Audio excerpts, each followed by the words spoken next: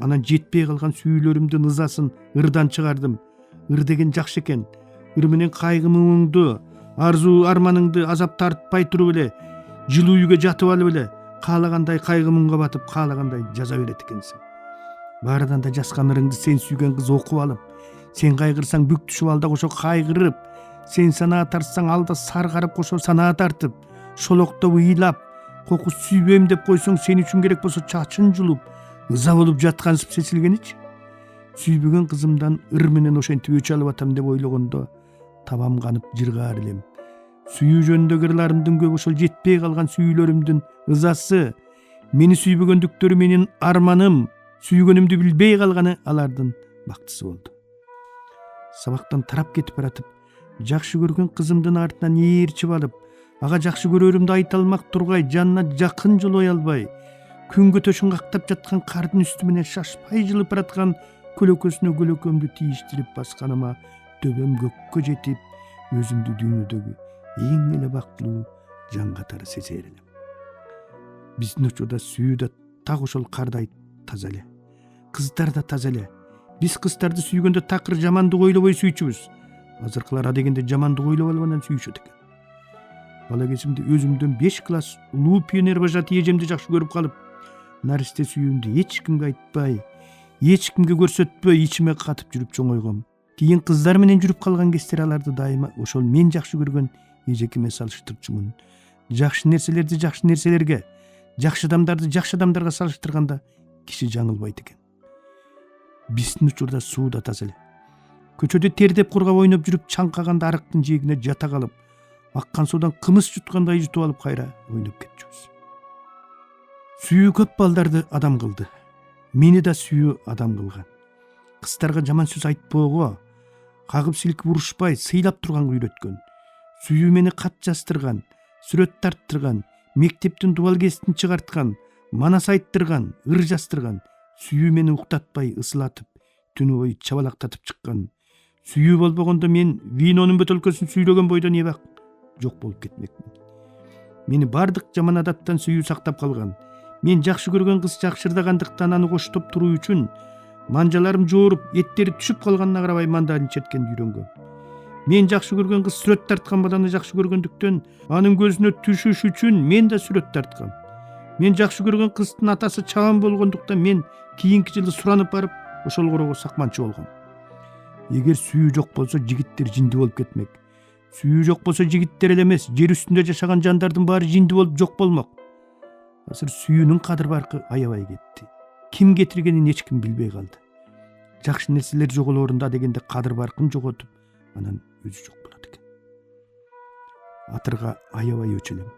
Студент кезде бирөөлөрдүн бөлмөсүнөн атыр көрсөм, чап жабышып, алаканыма төгүп жиберип, ээси кирип келгиче мойну башыма шыбап жиберип, демимди басчумун.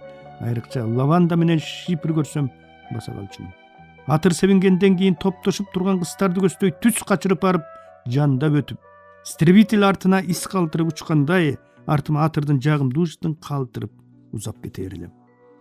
Мен муну мага кыздар көңүл бура турганда эч нерсем жоктугунан эмес, жөн эле адам болгон соң өтүп кеткенден кийин артыңда бир жакшы нерсе калыш керек да деген ой менен жасачумун. Атырды жакшы себингеним менен атыр тандаганды да, өзүмө чак кийим тандаганды да, анан өмүрлүк жарым Зейнеге гүл бергенди да өмүр бою үйрөнө албай койдум. Муну Нуралы досум жакшы айтып берет. Азыр да Дордой базарына бара калганда биринчи эле жолукканым баса калсам, "Ой, ал Кытайдыкы эле, Кытайдыкы" деп Зейне бакырып жиберет. Бакырып жүрүп эле бара-бара Кытайдыкынан башканы кийбей калдык. Бүгүн айыл менен мени туташтырган жип шуулардын көбү үзүлүп, көбү эскирип бүттү. Ата-энемди көргөн адамдар улам азайган сайын айыл да менден улам алыстап, чоочун болуп барат.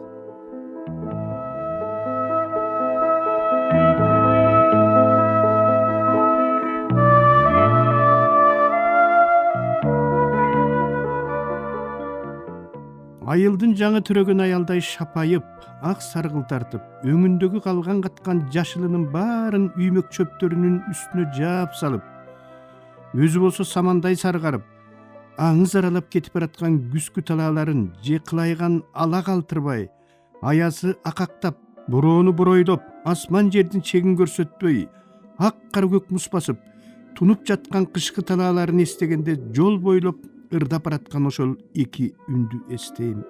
Ошол эки үн өмүр бою кулагымдан кетпей калды.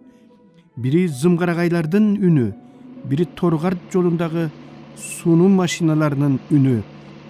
Ат башынын Кысыл көпүрөсү аркылуу Бишкек Торгарт жолунан Кытайды көздөй жүк тарткан машиналардын уңулдаган үнү Аркөйүс менен Беркөйүстөгү ат башчылыктарга тынбай угулуп турчу. Айнегинде англисче «С» «У» деген жазуусу бардан уламбы? Биснел аларды суунуу машиналары деп койчу. Аксай менен арпага каттагандарда суунуу машинасы менен бардык, суунуу машинасы менен келдик дешчү. Кара суунун жолунда баратып, ой терскенге чейин шашпай угулуп турган ушул машиналардын үнү өзү менен кошо менин кыял оюмду да алда кайда алып учуп жетелеп кетээр эле. Машинаны айдап бараткан шоопуру болобу, ичинде бараткан жүргүнчүсү болобу, кимиси болбосун ушул машинага түшүп алып жомоктогу керемет жактарды көздөй кетип бараткансып, ушул кабинанын ичинде мен болуп калбаганыма ичим бышып, өзүм түшүнбөгөн, өзүмө белгисиз, бирок дайыма ээликтирип, дайыма бир жактарды көздөй азгырып турган нерселерге кусалана берер элем. Мага өзүм жашап жүргөн айыл эмес, башка айылдар, башка жерлер кызык сезиле баштаган кез эле. Ошол Бишкек Торгарт жолу менен тынбай каттап турган суунуу машиналары менин балалыгымдын бир барагы калган Казбек айылынын тушуна жакындап барып, андан ары Аксай, Арпага, андан ары Кытайга кетчү. Ким билет, мени сагынткан, мени кусаланткан, мени сырдуу жактарга жетелеген нерселер мүмкүн ошол жакта калган балалыгым беле. Айта албайм. Ал убакта Ат баш району Кытай менен чектешкен чегара район катары Совет өлкөсүнүн өзгөчө көзөмөлүндө тургандыктан ат башчылыктардын паспортунда ПЗ пограничная зона деген атайын белги болгон. Нарындан ат башыга өтө турган кууш капчыгайдын оозун күндүр түндүр орус армиясынын жашыл фуражкачан чегарачылары күзөтүп турар эле. Ошол жылдары мен жаш жасуучулардын бүткүл сайыстык фестивалына катышуу үчүн барганда да орустардын чегара шаары болгон Владивостокко ПЗ деген белгиси бар ат башчылык паспорту менен оңой эле өтүп кеткем.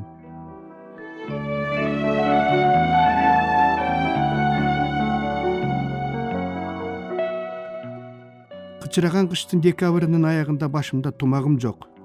Курсташым Бейшенбектин кичик башындагы суур тумагы менин чоң башыма чак келбегенине карабай сурап кийип, комсомолдун Нарын шаарында өткөн облустук конференциясына жумгалдык делегация менен келип катышып жаткан жеринен Зейнени ат башыга ала качып кеткендигим эсимде.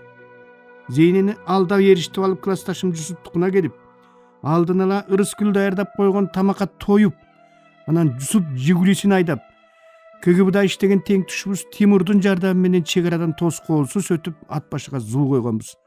Ошондо Тимур документтерибизди текшерттирген эмес, анткени чегара кызматы КГБга баш ийчү. Кийин уксак Зейнени дайынсыз жоголгонуна ызы чуу түшкөн бир автобус жумгалдык кайын журтун кууп барчубуз деп ат башыга жөнөп, бирок чегарадан өтө албай супсундара сууп кайткан экен.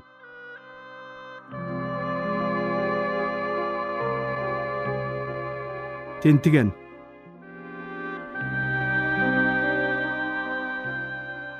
Ат башынын күн чыгыш аркылуу Аксайга барчу жол боюнда менин Өзгөрүш деген керемет айылым бар. 72-жылдары ошол айылдагы Тентиген деген кишинин шпион кармаган эрдиги элдин күбүр шыбырынан түшпөй турган кез. Советтер Союзунун баатыры Дайыр Асанов бир жолу эрдик жөнүндө «Согушта кантип эрдик кылсам деп ойлодуңуз беле?» деген суроого «Кантип эрдик кылам деп акмак эле ойлобосо, антип ийининде башы бар эч ким ойлобойт. Согушта аман калсам экен, эки саным аман келсе экен деп гана ойлойт» деген эле. А кезде темирдей тартип, чегара катуу кайтарыкта. Нарындан ат тесегин кургатпай атайын кишилер келип, жерлерде чогулуш жасап, арабызда Совет өлкөсүнө жакшылык каалабаган кара санатай күчтөр көп экенин, андыктан ат башынын ар бир айылы, ар бир кишиси өзгөчө кыраакы, өзгөчө сак болуусун, кандайдыр бир шектүү адамдар байкалары менен дароо чегара заставасына билдирүү керектигин кулакка куюп кетип турар эле. Айрыкча 69-жылкы Даманск заставасындагы окуядан кийин Кытай СССР алакасы мурдагыдан да бузулуп, ана согуш чыгат, мына согуш чыгат болуп, эки өлкөнүн мамилеси устаранын мизи менен басып, армия мылтыкчан жатып, мылтыкчан туруп калган кез. Ошондой күндөрдүн биринде Тентиген деген киши Аксайдан шпион кармаптыр, Ишпион Кытайга барчу жолду таппай адашып калып, аябай курса качып таштын үстүндө олтурса, өзгөрүштүк тентиген көрүп калып, жүрү Кытайга барчу жолду мен көрсөтүп берем деп алдап үйүнө алып барып, тамак жеп олтурган жерден аял экөө баса калып, буту колун байлап жиберип солдаттарга кабар бериптир деген сөз биринчи жаңылыкка айланды. Ал окуя мындай болгон дешет. 1972 жыл Жукагардын сөөгү жаткан февраль айынын каткалан карын тепсеп, сарайын айланган Анапиянын алдын бейтааныш, өмүрүндө көрбөгөн орою суук орус тосту. Жанында шишимик көз, кыргыз кебетеленбеген дулдук кара бала, кайыш куртка, шырмал шым, бутунда жүнү тышына аңтарылган тирикмуш өтүк, башында көчүгү желкесин жапкан башкача бир түлкү тумак, эңгезер бойлуу эжгейдей эзилген эмекен. Орусча бир ооз сөз билбеген, кокус орус жанына туруп калса, бирдеме деп орусча сүйлөп ийсем эмне деп жооп берерин билбей уят болом деп качып барып башкалардын ийининен башын чыгарып карап турганда гана жаны жаялган Анапиянын жүрөгү кабына мына ыргыганы турду. Бул орус Аксайдын заставаларынан күндө болбосо да күн алыс көрө калып жүрчү ак тончон, мылтык жан, 5 жылдыз куру, 5 жылдыз тумагы бар чегарачы орустарга такыр окшош эмес эле. Мен геолог, ушумага ат керек деди ал. Ат эс, азыр деп шашып сүйлөп, ичинен титреген Анапия атын жандап баратып, шап минген бойдон күйгөн өтөктөгү тентигенди көздөйт койду. Чекшиди, кыштын күнү кайдагы геолог? Артын караса тигил экөө ээрчип алыптыр. Анапия ан сайын ылдамдады. Дагы баягыдай болбосо экен деп Жакен экөөнүн ишпион кармаганын эстеп баратты. Ат башынын малчылары жайкысын кыштоолорундагы жапсарды каш кулак ойгондой оюп жиберип, суур каскандай казып жиберип жер алдына кирип кетет. Катын бала казан аяк жууркан төшөлчүсү менен баткыдай үй жасап алып, кыш бою былк этпей чыгат.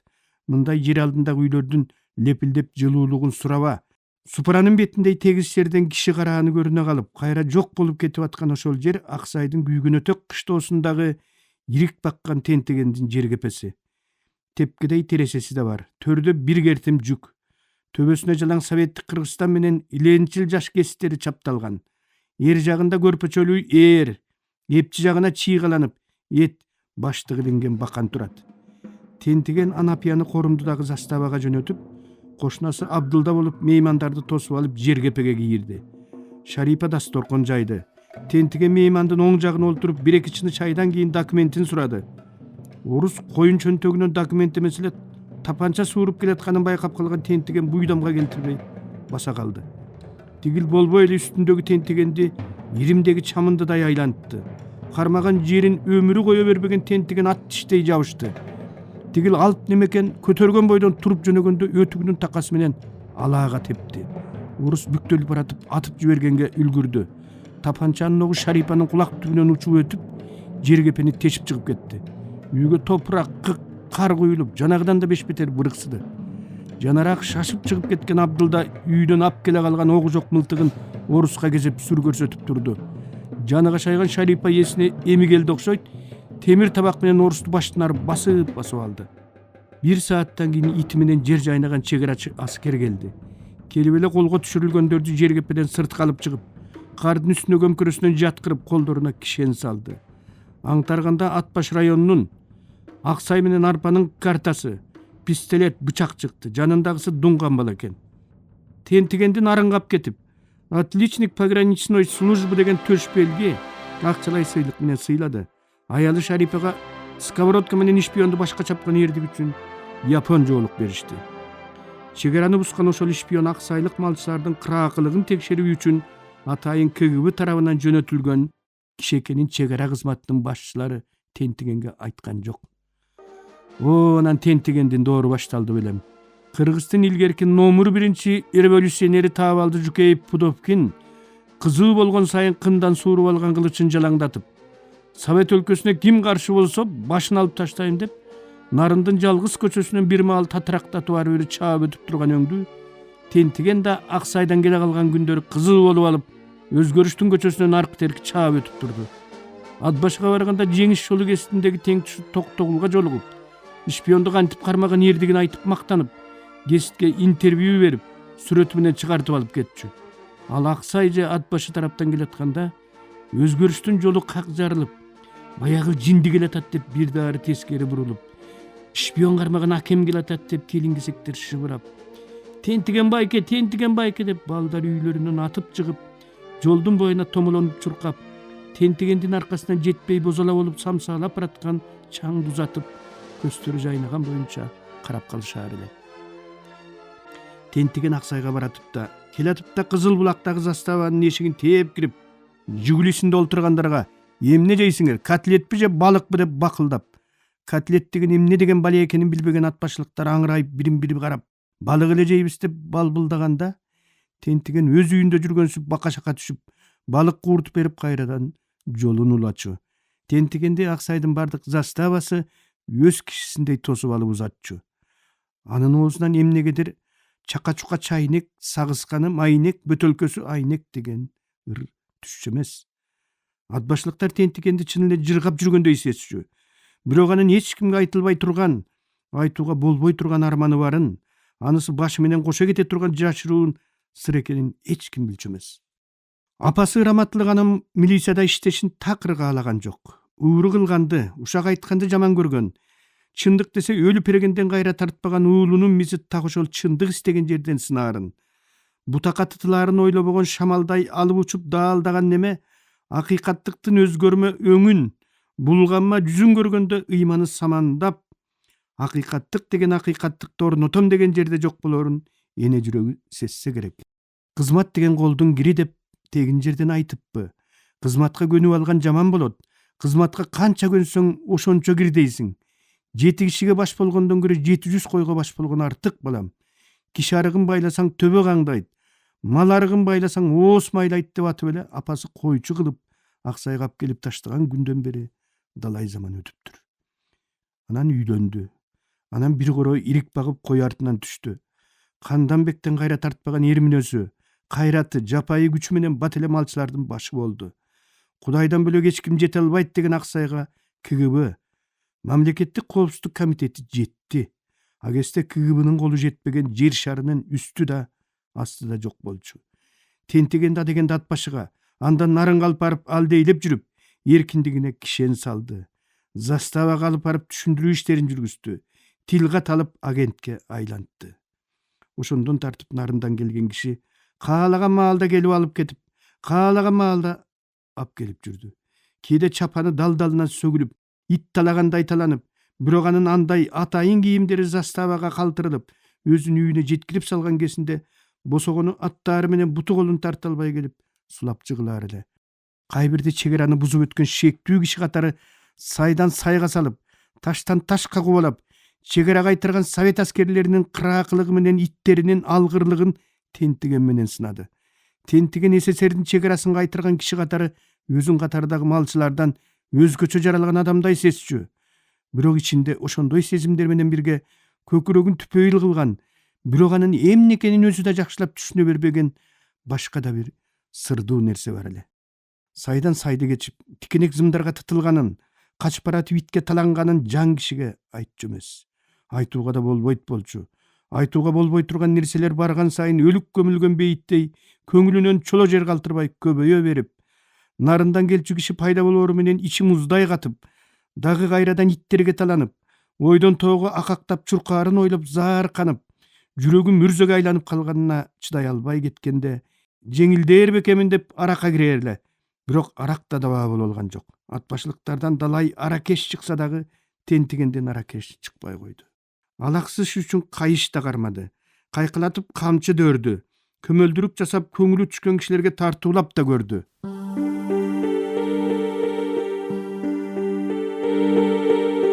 Сиздер, урматтуу радиочулар, Кыргыз Республикасынын эл акыны, Токтогул атындагы мамлекеттик сыйлыктын лауреаты Шайлообек Дүйшеевдин «Агындылар» аттуу китебинен автордун көркөм окуусунда улантып уктуңуздар.